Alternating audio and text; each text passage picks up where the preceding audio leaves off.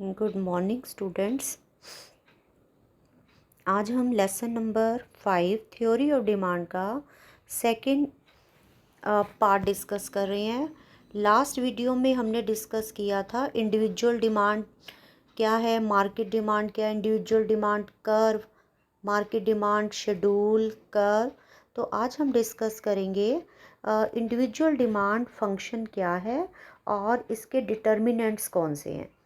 तो last lecture में हमने डिस्कस किया था एक इंडिविजुअल डिमांड होती है, एक मार्केट डिमांड। इंडिविजुअल डिमांड का मतलब एक कंज्यूमर की डिमांड किस पे डिपेंड करती है, और मार्केट डिमांड का मतलब होता है सारे कंज्यूमर की डिमांड।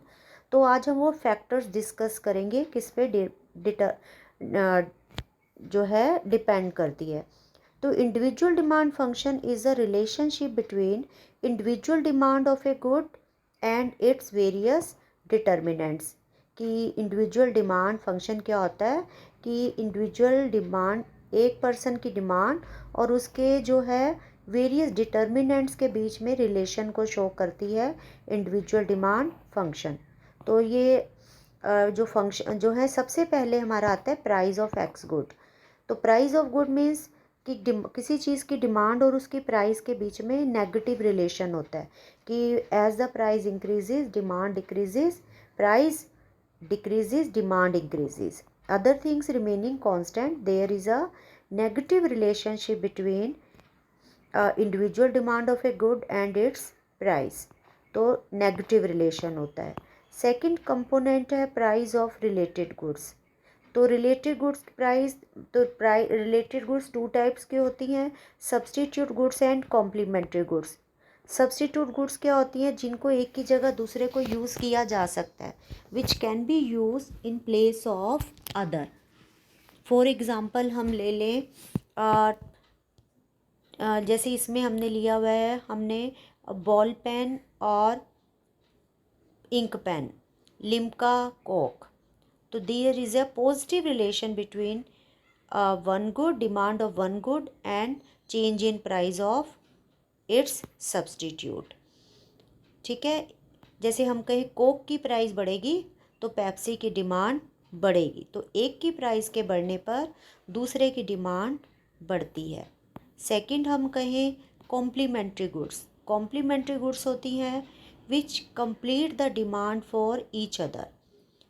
एक की डिमांड प्राइस बढ़ती है तो दूसरे की डिमांड कम होती है। जैसे हम कार और पेट्रोल ले लें, पेन और इंक ले लें, कि कार की प्राइस बढ़ी तो जो है पेट्रोल की डिमांड कम होती है। तो नेगेटिव रिलेशन होता है एक की प्राइस और दूसरे की डिमांड के बीच में।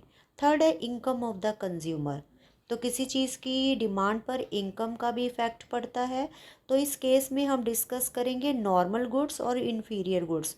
तो नॉर्मल गुड्स के केस में जब इनकम बढ़ती है तो डिमांड बढ़ती है। जब हमारी इनकम ज़्यादा होती है तो हम नॉर्मल गुड्स ज़्यादा लेते हैं। और सेकंड आ गया हमारे नॉर्मल गुड्स के केस में हमारा डिमांड कर पॉजिटिव स्लोप होता है। और सेकंड है इन्फीरियर गुड्स, घटिया चीज़ें होती हैं तो इसका डिमांड कर नेगेटिवली स्लोप्ड होता है कि हमारी इनकम बढ़ती है तो डिमांड घटती है, और इनकम कम होती है तो इन चीज़ों की डिमांड बढ़ती है। नेक्स्ट हमारे पास आता है गवर्नमेंट पॉलिसी, कि गवर्नमेंट टैक्स लगाती है या सब्सिडी। यदि गवर्नमेंट टैक्स लगाती है तो डिमांड कम होगी, चीज़ महंगी होती है, और सब्सिडी देती है तो चीज़ सस्ती होती है। तो इससे जो है हमारी डिमांड जो है राइज करती है। Taste and preference, liking disliking होती है, एटमॉस्फेयर होता है, ये सारी चीज़ें टेस्ट एंड प्रेफरेंस में आ जाती है। कि जब हमारे को किसी चीज़ में फेवरेबल चेंज होते हैं तो हम उसको चीज़ को ज़्यादा लेते हैं, अनफेवरेबल चेंज में हमारी डिमांड कम होती है। नेक्स्ट हमारे पास है एक्सपेक्टेशन, कि फ्यूचर के बारे में क्या एक्सपेक्टेशन है। यदि हमें लगता है कि आने वाले समय में नियर फ्यूचर ये चीज़ महंगी हो जाएगी तो एट प्रेजेंट हम उस चीज़ को ज़्यादा लेते हैं।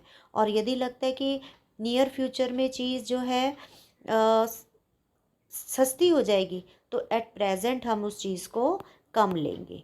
नेक्स्ट आ गया हमारे पास, तो ये थे हमारे individual demand function. Next question है कि मार्केट डिमांड फंक्शन क्या है और इसके वेरियस डिटर्मिनेंट्स कौन से हैं। तो मार्केट डिमांड में सारे कंज्यूमर आ जाते हैं। Market demand function shows the functional relationship between market demand of a good and its various determinants. जो हमने इंडिविजुअल डिमांड में डिस्कस करे हैं कि जो इंडिविजुअल डिमांड जिस पे डिपेंड करती है, तो ये सारे पॉइंट हैं। इसमें हमारे 2 और पॉइंट आ जाते हैं इसके अलावा, इंडिविजुअल डिमांड फंक्शन के अलावा जो हमारा 2 पॉइंट, और बाकी तो 6 पॉइंट सेम आएंगे। 7 पॉइंट है डिस्ट्रीब्यूशन ऑफ नेशनल इनकम। यदि नेशनल इनकम का डिस्ट्रीब्यूशन जो है फेवरेबल है, मीन्स इक्वल है, तो अमीर गरीब का डिफरेंस कम है तो डिमांड ज़्यादा होगी, और यदि इक्वल नहीं है तो डिमांड कम होगी। ठीक है।